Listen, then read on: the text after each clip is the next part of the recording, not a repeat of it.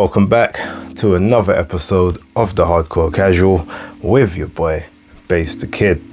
Now, got a big fight coming up tonight, as I'm sure most of you are aware of. So I wasn't actually expecting to do any, further episodes this week. I was doing weekend wrap for tomorrow, on a Monday instead of a Sunday. But with one or two topics that have come up in the last day or so, I felt, all right, might as well throw another one out just before I go and watch the big League Cup final between Man United and Newcastle. So without further delay and without further ado, let's get into it. Okay, so the first thing to touch on very briefly, I guess, is a bit of a conflated issue between both John Fury and Shane Fury with regards to this Usyk Undisputed fight, which thus far seems no closer to happening than it was previously. Now, so we know that the Saudis have pretty much washed their hands of it at this point in time and said, look, we are gonna chill on this one. You guys, basically, you've gone a different way from what was initially agreed or what we was planning. So do your thing, and as soon as you've kind of sorted that out, if it happens, great. If it doesn't, come back to us later on and we'll see what we can do. That seems to be their play on it, based on what was his name, Amir something. He's the one that basically stated that. So you've got John Fury basically has come out and said Usyk needs to fall in line. That was basically his words, saying he needs to fall in line. You can't try and be the A side against us. You don't have the same relevance, you don't have the same commercial value, you're not as big as Tyson, behave, be fair, and we can get the fight on, otherwise the fight's not happening. Now look, people know my view on that already. I've said it several times, so I'm not necessarily going to go over that, but to me it sounds like making things unnecessarily difficult just so this fight don't happen. Pricing yourself out of a fight is the term that most people use, aka ducking. Now look, we have known for numerous times when Tyson Fury is extremely confident of something, it gets done very, very quickly. As I said before, there's never been any issues with Tom Schwartz, Otto Wallin. There was no issues with the first Deontay Wilder fight. There was no issues with the second one, after the Wallin and all that stuff. That was all sorted out nice and neat. There was no issues with Derek Chisora 3. There was issues with Dillian White. There was issues with Wilder 3. And there's been numerous issues with Anthony Joshua throughout the years. Cool. Alright, so you say that, so you're like, okay, we'll fall in line. Again, I say this, and I've said it before, I will say it again. Acting like Usyk brings nothing to this fight, and I'm talking even from a commercial standpoint, is utter lunacy. Alexander Usyk has been on pay-per-view in the UK 4 times.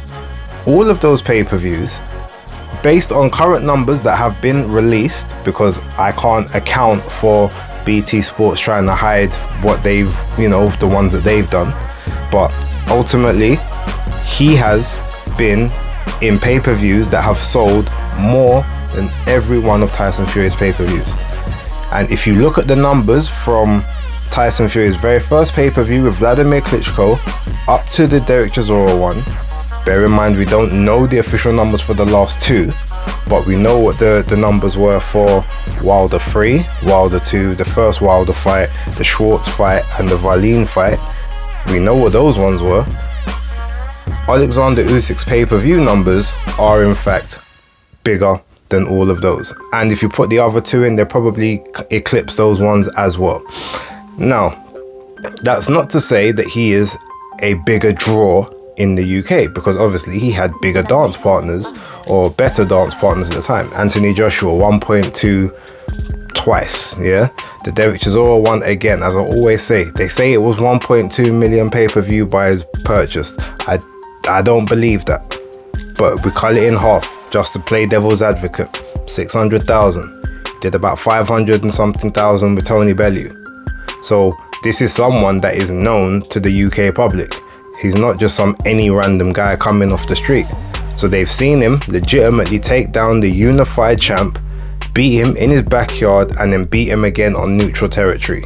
They've seen him come and wipe out the the WBC champion emeritus in Tony Bellew, which he had to do to clean up cruiserweight division and become the true undisputed champ of the cruiserweight division.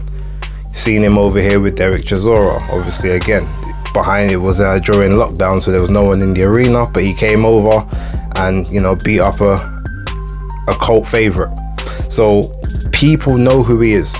People see him on social media, and if you said to someone, "Oh, Fury's gonna fight Usyk," even if they say, "Who's Usyk?" You'd be like, "The guy that beat Joshua a lot." "Oh, him. Yeah, he's a good fight. Oh, Fury's gonna fight him. Okay, cool." So they're gonna be in. So anyone who knows boxing, even vaguely knows Alexander Usyk, casuals will know him as soon as you say he beat Anthony Joshua, and he beat Derek Chisora, and he beat Tony Bellew. So he brings something to the table. So acting like he's not the A side is fine, because he doesn't want to be the A side. He just wants parity. He wants 50-50. Considering the fact that you've lost the guy at least 50% of what he was guaranteed to make from the Saudi deal, because that was agreed. The least you could do is just meet him halfway. But all right, you say he needs to be the B side. All right, well, so some people have said, well, look, if it's 55-45, he should take it. All right, you know what? Begrudgingly, I'll say cool, that's fine. 60-40. If it's truly just about the legacy and him wanting those belts, then I could possibly accept that. Anything other than that, though, that is a duck, 100%. I mean, I think 60-40 is outrageous, to be honest, but anything outside of that is a straight duck, because for a fact he's worth more than that, and he brings a lot more to the table than you're claiming he does. All of this acting like, oh, he's nobody over here, people don't know him, it won't sell because of him, it's only going to sell because of Tyson, is wrong. And people know it's wrong. But yeah, the reason I want to conflate that into Shane Fury, though, because of all the Furies, I like Peter, and I quite like Shane as well, because out of all of them, I feel like Shane kind of tells as much of the truth as he's allowed to, while obviously still being loyal to his brother and his father. And he essentially said, look, he doesn't think that Usyk should get the 50-50, but ultimately his team has now basically got to just say, look, all right, cool, we'll do this deal. If you want this opportunity, you just got to do the deal. It just basically, that's what it's got to be. And whether you like it or not, if you want Fury's scalp, you're gonna have to be the B side on this one and take B side money. To a degree, all right, cool. The way he puts it, I actually understand it. If that's what you want, if that's how it needs to be, then that's just what you got to do, because you're not going to get the fight any other way. And to a degree, when he says he said Fury is still a name without Usyk, but Usyk isn't a name without Fury. Again, I disagree with that, but I kind of get where he's coming from. So fine, I'll accept that. But what he did say also in that interview is that he likes the Andy Ruiz fight. So Andy Ruiz now being a free agent from PBC, no one's going to accept a Deontay Wilder 4 fight, not right now anyway. So if Usyk doesn't come to the table, if you sub in Andy Ruiz, all of a sudden people are going to say, well, that's a suitable replacement. Just beat Luis Ortiz, Chris Arreola, was a former unified champion of the world. He's a top 5 guy, top 10, or wherever you want to put him. It's a good, because Usyk didn't want it, so we're going to give it to Andy Ruiz at Wembley instead. That looks like it's going to be the play. Now, me personally, I would like to see Fury versus Andy Ruiz. I want to see all of the guys in the top 10 mix it up in some form and variation at some point, even the guys in the top 15. But I don't want to see that in place of Undisputed. So ultimately, if that fight happens in April on the 29th, I again will not be buying those pay-per-views. I haven't bought a Fury pay-per-view yet. None of them. The Wilder ones, Schwartz, Valin, even the Klitschko one back in the day, I didn't even buy that.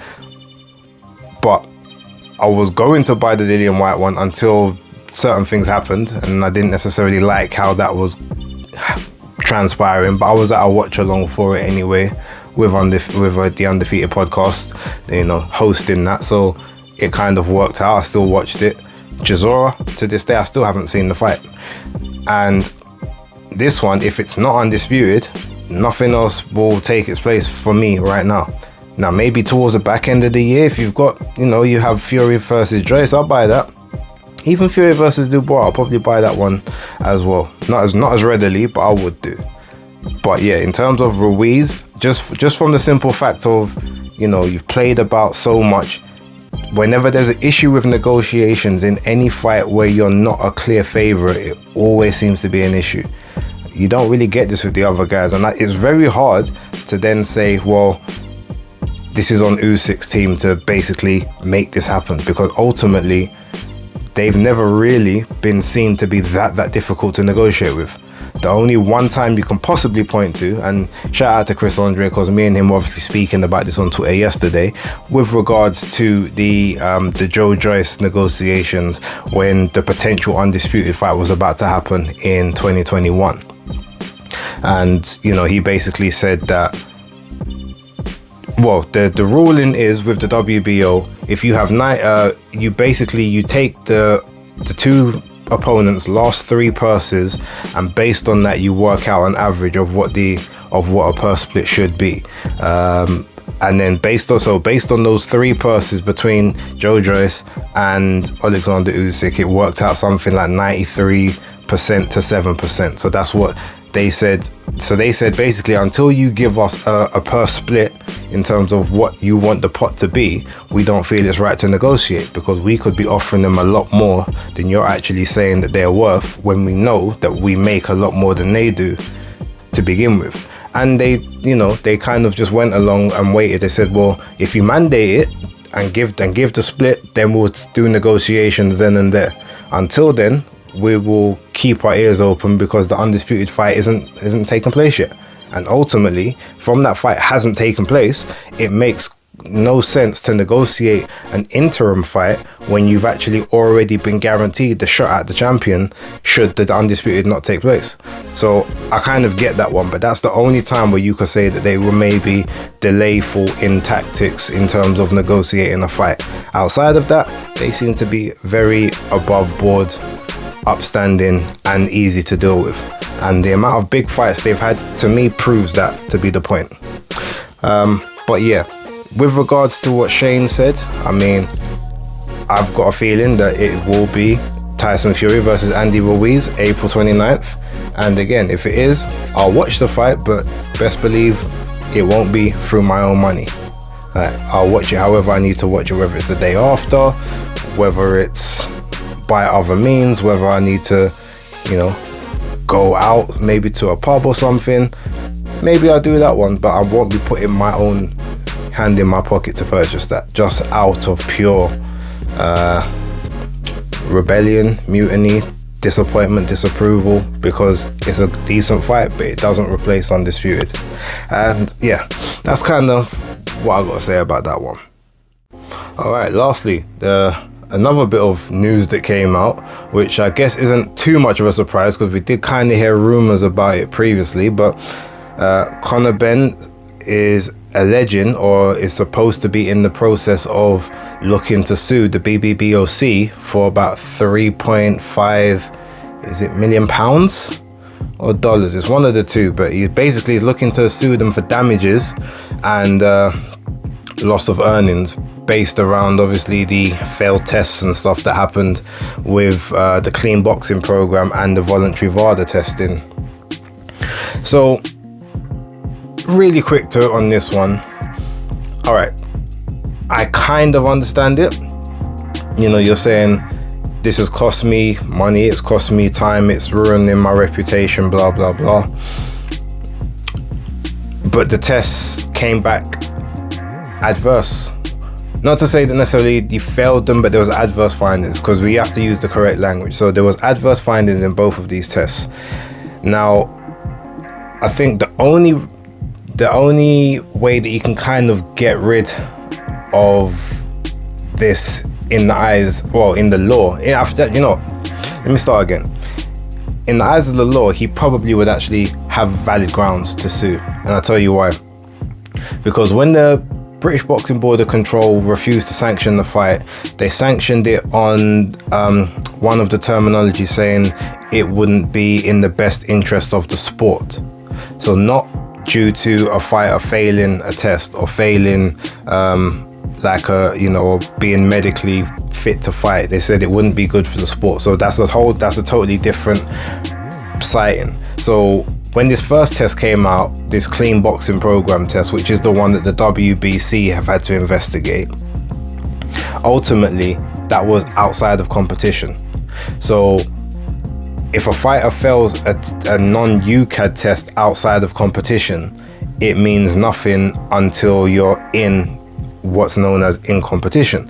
UCAD test people in competition. That's what they do. There's some that have additional testing called whereabouts, where they have to know your cycle 24/7 throughout the year, whether you're fighting or not. And I don't think Conor Benn was signed up to that, and I don't think that's administered by UCAD either, but it could be, and I could be wrong on that one.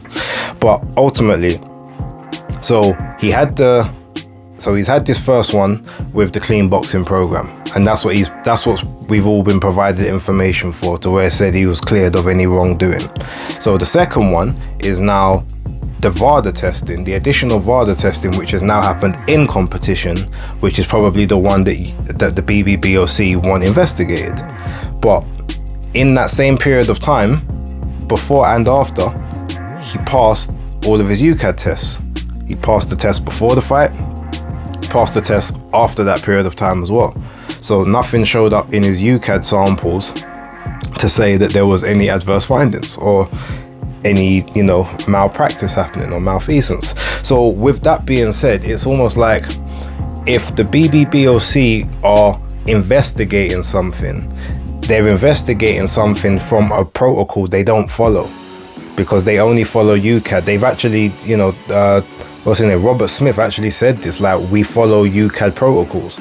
UCAD cleared him on all of his tests. He didn't fail anything on their tests. So realistically, even them wanting to know what's happening with this voluntary sample is actually irrelevant to them.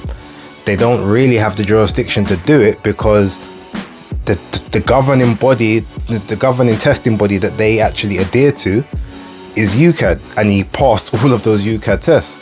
So it could very well be a case of, like, they could lose that lawsuit quite easily because of their own rulings. So they might have to change their rulings moving forward, basically saying any type of testing from WADA, VADA, USADA, UCAD, everything will be incorporated into our governing body. And I think that's the only way forward. But outside of that, unless they, I guess, for lack of a better phrase, back down from whatever stances they're giving out publicly at the moment, they could definitely lose that lawsuit. And I don't think it would be very hard for that to happen either. So I don't like that that's actually happening. I think, to be honest, I think Conor Benn should just leave shit alone. But that's coming from someone that hasn't just lost £3.5 million in damages, or, battered reputation off of a situation and whatnot. Like, so that's me coming from an outside perspective. But all I'm saying is, based on the evidence that's out there, the BBBoC might want to be treading carefully on this one, because I don't think they could afford to lose that kind of money. Not after previous times and things that have happened. So, but anyway, you know what? I'm gonna go run to the gym real quick, get back, watch this football, and then relax to this good evening. Might even be going out just before the boxing starts, so we'll see where we go to. But yeah, weekend wrap will be dropping Monday. So have a great Sunday, everyone, and for now, Hardcore Casual out.